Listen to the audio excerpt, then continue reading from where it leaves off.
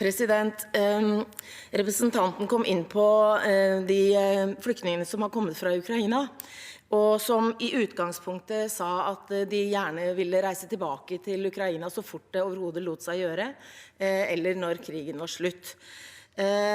Oslo Met har gjort noen undersøkelser på det og har lagt frem en stor rapport som viser at nå er stemningen i ferd med å snu. Det er veldig mange av de som kom tidlig som nå har ønske om å bli her videre.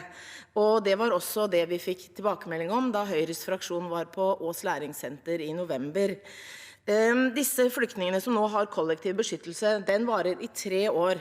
De har ikke krav på samfunnsfag, de har bare 3 måneders norskkurs.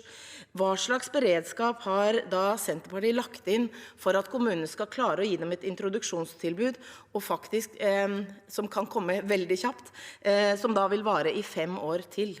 Greni.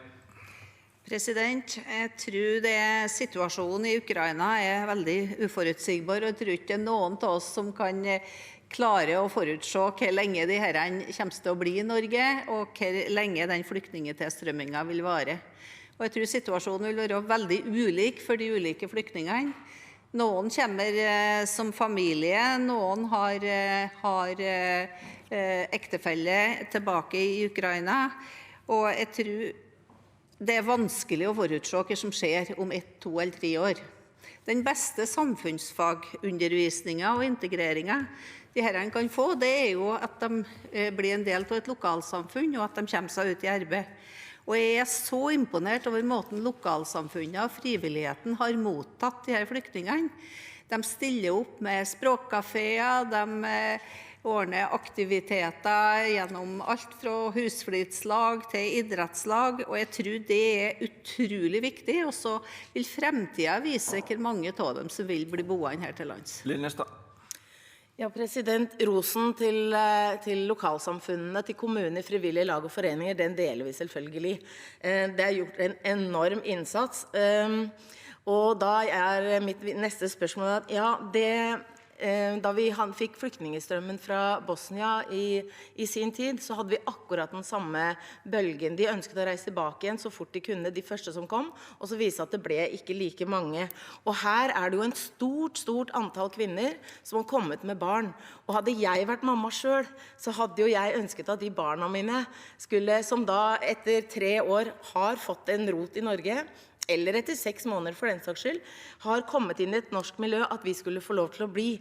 Så jeg lurer på en gang til, hvilken beredskap har Senterpartiet på at kommunene skal klare å gi dem et godt introduksjonstilbud? Greni. President, jeg oppfatter at alle de herrene får et godt introduksjonstilbud i de kommunene de kommer til, og forutsetter at de skal få varig opphold og bli værende her. Det er jo ikke tidspunktet å ta den diskusjonen nå. Nå har de fått kollektiv beskyttelse, og det varer jo i inntil 3 år, og så vil vi se hva det er som skjer i neste runde. Men at de får en mulighet til språkopplæring og samfunnsfagopplæring, det er selvsagt veldig fornuftig, og det er fornuftig for kommunene, og det er fornuftig for arbeidsgiverne.